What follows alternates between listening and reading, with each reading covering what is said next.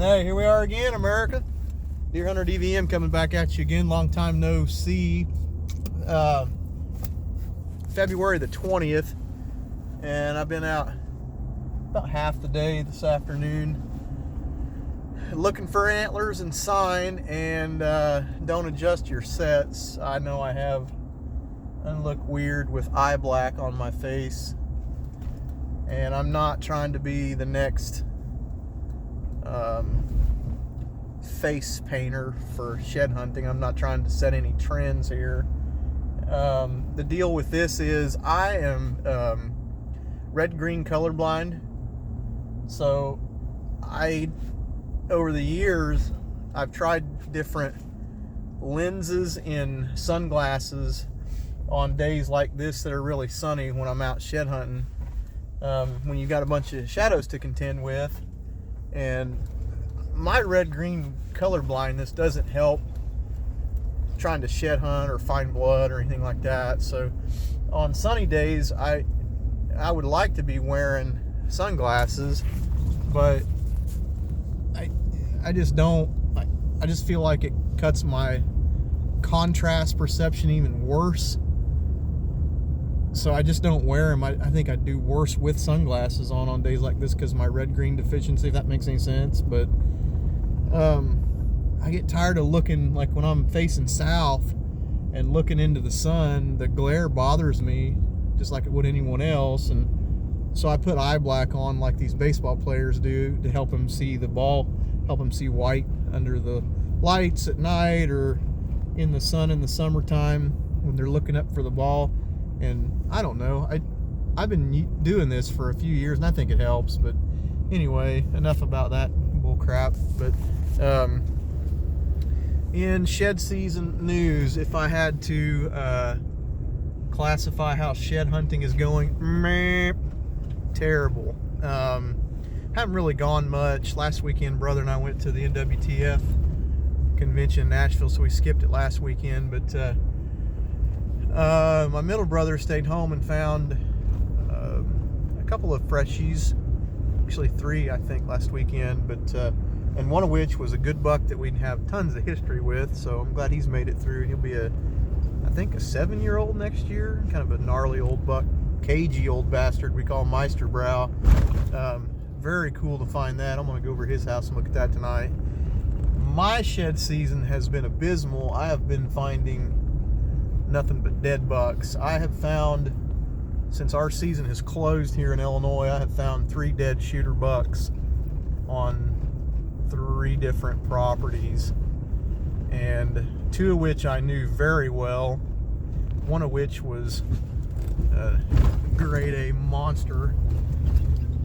And today I found one that had dropped off the radar as a 4-year-old that maybe scores in the mid 40s, low 50s, as a nice big mainframe 10-pointer as a 4.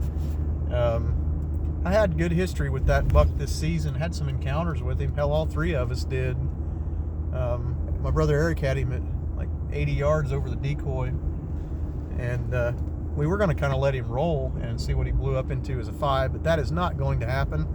I found him dead in a little oxbow near a creek today, so that's not good.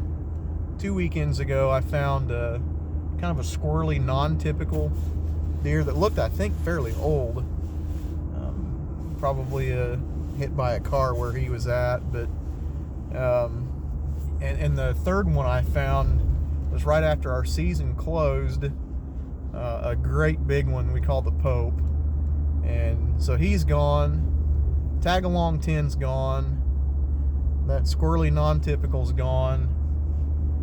A buck we call Survivor Man from last year, he died of EHD. Brother Eric found him earlier in the season. So what I'm getting at here, I know it's early for shed season right now,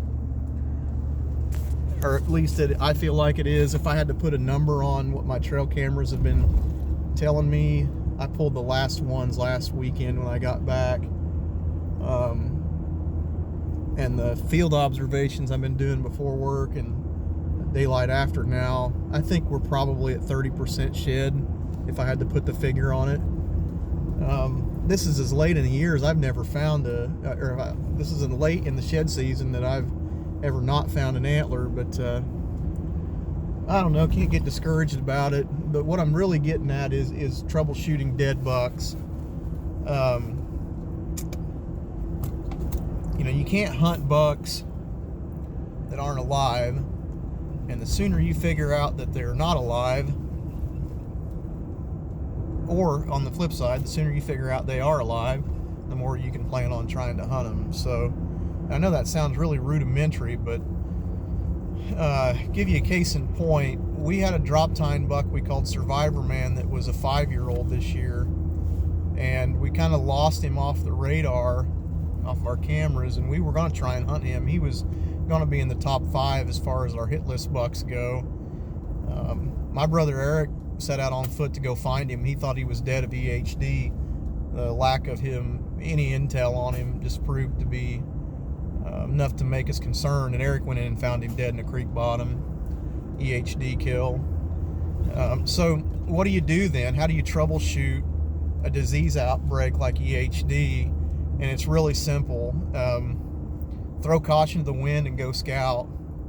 Whether it's during the season or after, like I'm doing, put your boots on and go walk those water sources, creek beds, oxbows, pond dams, runoffs, tin whistles that from drainage, like anything that holds water. Those EHD bucks, when they get super sick and they get febrile or feverish, they seek out water, and you'll often find them curled up laying dead by a water source. So I'm going to focus my shed antler stuff in the next 2 or 3 trips in troubleshooting just that, finding these water sources and following them, and see if I can't come across bucks that we've dropped off the radar. I've got 2 more bucks in particular that I have lost contact with, and I haven't, I have sinking feelings that both of those bucks are, mortality kills from EHD this summer. So I need to figure that out so I can move on. And if I don't figure it out, it's not that big of an issue. But I really think it's important that if you have an EHD outbreak, and this is really what the point I'm trying to make, if you fear that you're going through an EHD outbreak and one of your shooter bucks has gone off the grid, one that might have been very predictable and one you had knowledge of,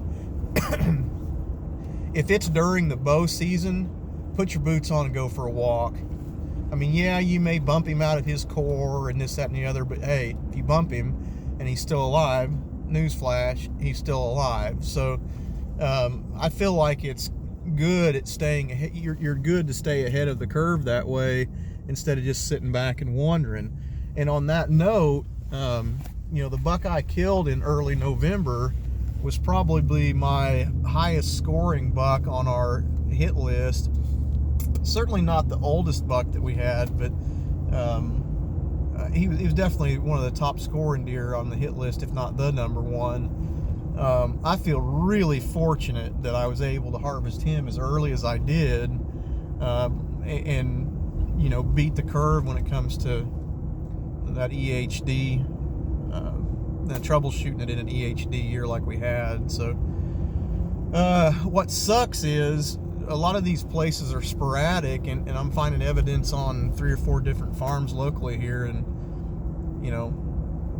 the next couple of years are going to be rebuilding years, and it may take some door knocking to find other bucks or other hunting opportunities. But one thing about it, you got to keep a positive mental attitude for one, and no matter if it's EHD or a hard winter kill or some of your bucks succumbing to like gun season pressure or whatever, the main point I want to make with that is there is always going to be mature deer to be had every year. You just got to go find them. You just got to get out and look and go find them. And I probably went I'll have to look at my Onyx map. I probably went 6-7 miles today, and I didn't really kick up anything mature, but I did find one dead in the creek that we can scratch off the list and move on from. So you spend all your time hunting ghosts and it'll bite you in the ass. So that being said, this has been a 10-minute clip. Sorry for the length here, but thought that's really important to share. So I think what I'm going to do again during the next couple weeks is just key in on some of these water source areas and go look and see if I can't turn up a couple bucks that I know that I've lost contact with. So anyway, I'll catch you guys on down the road. Hope you guys' shed season's going better than ours.